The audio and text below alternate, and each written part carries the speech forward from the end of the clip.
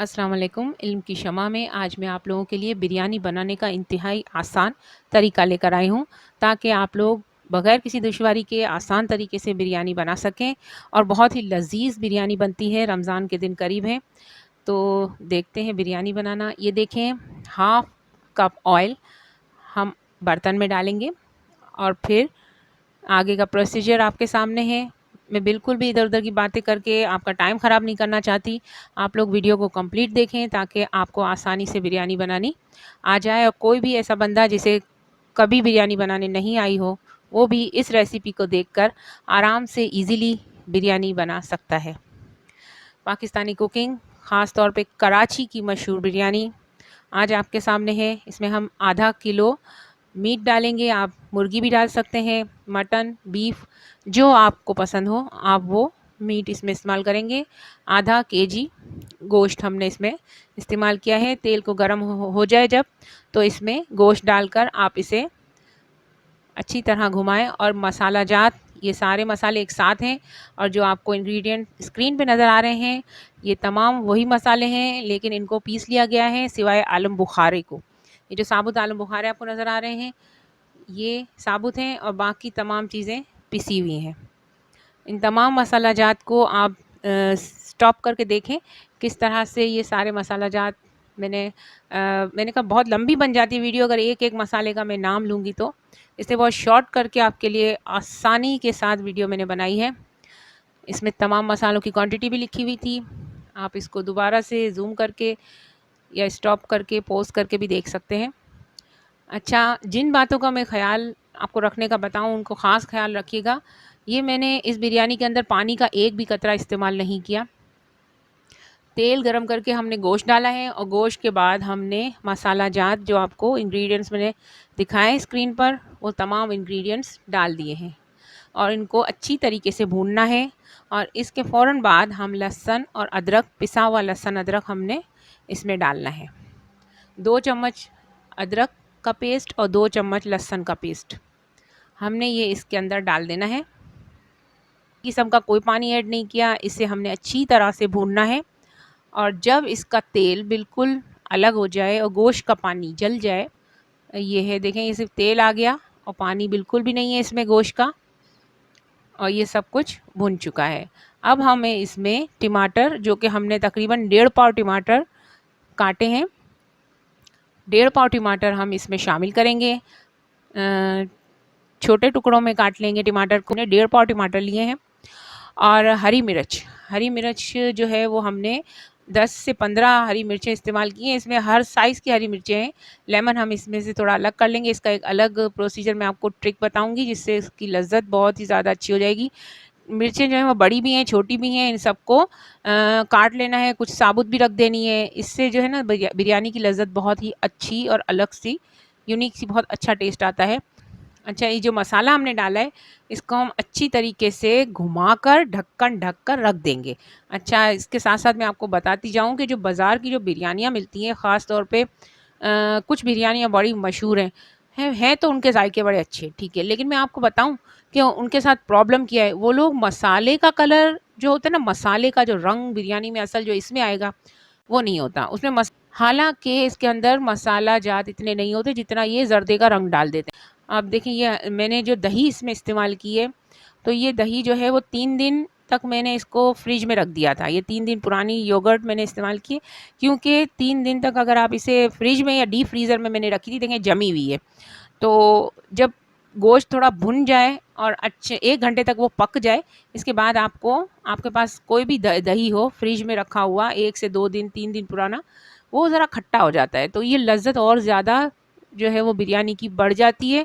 ये एक टिप है जो मैं आपको दे रही हूँ और ये बड़ी अच्छी टिप है। इसकी पत्तियाँ, mint leaves and lemon slice, हमने जो आपको लेमन दिखाया था इसके हमने स्लाइस काट लिए हैं, और ये मिंट लीव्स हैं, पुदीने की पत्तियाँ, जिसे हमने अच्छा सही तरीके से धोकर इसे अलग रख लिया। अब इसका जो प्रोसीजर होगा बताऊंगी मैं आपको।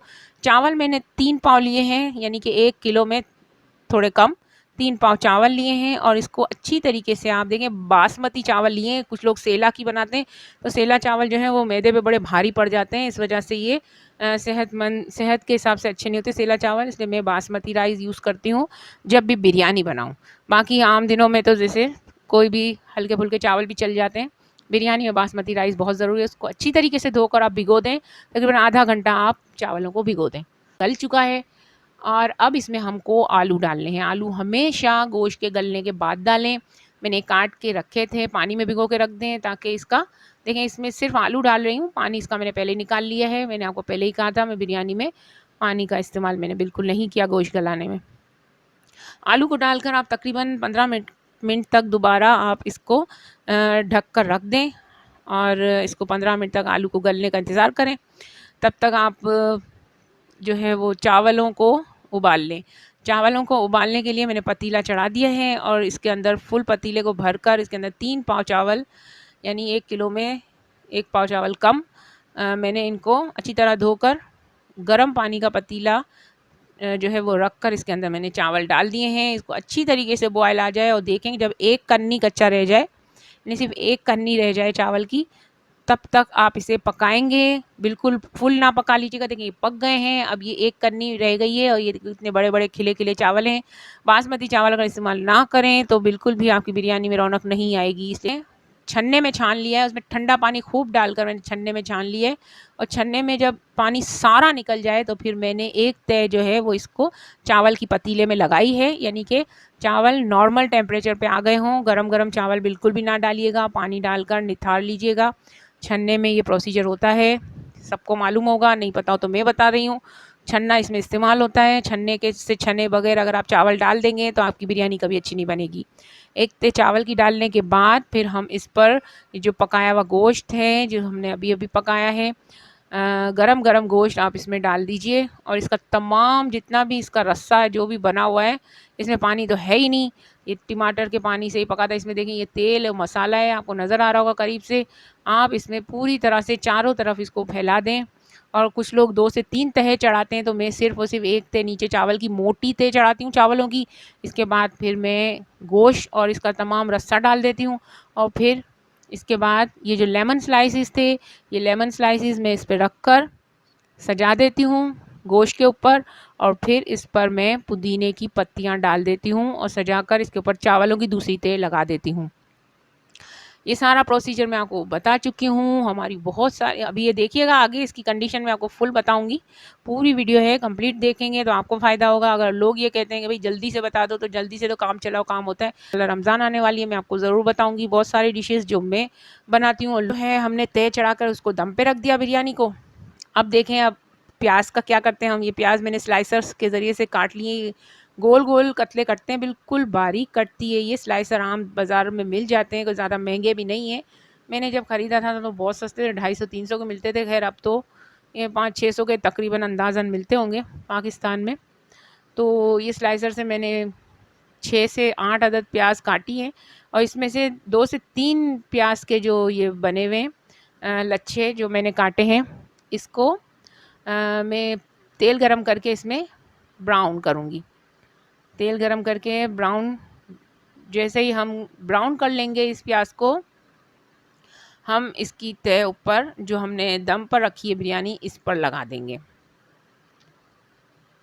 इसको हमें ब्राउन करना है कि ये जो लाल प्याज हम डालते हैं अमूमन हर चीज़ में, ये मैंने बिल्कुल बारीक बारीक लच्छे काटे हैं ताकि ये आसानी से गोल्डन ब्राउन हो जाए।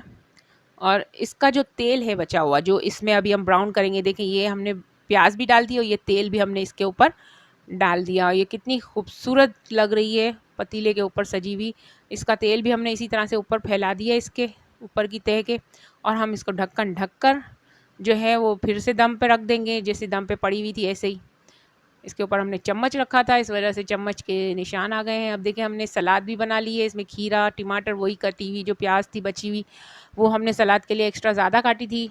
तो ये हमने सलाद हमारी तैयार हो चुकी है और साथ ही साथ हमारी बिरयानी हमने निकाल ली है एक प्लेट के अंदर, जो कि बड़ी लजीज और खुश जायका मसालेदार बिरयानी आपके सामने इस वक्त मौजूद है और बड़ी लज़ीज़ बिरयानी ये होती है। उसके साथ जब ये सलाद हो तो इसके सलाद के साथ आप दही भी मिला सकते हैं, और सलाद के साथ जब आप दही मिलाएँगे तो ये और भी लज़ीज़ हो जाएगा। और बिरयानी के साथ आप ये देखें, ये जो कलर आपको नज़र आ रहा है मसाले का कलर है, बिल्कुल फूड कलर या किसी किस्म का ज़र्दे का कलर इस्तेमाल नहीं हुआ। आपके सामने बिरयानी बनी थी और ये बड़ी लज़ीज़ बिरयानी, इसकी खुशबू एकदम ज़बरदस्त है।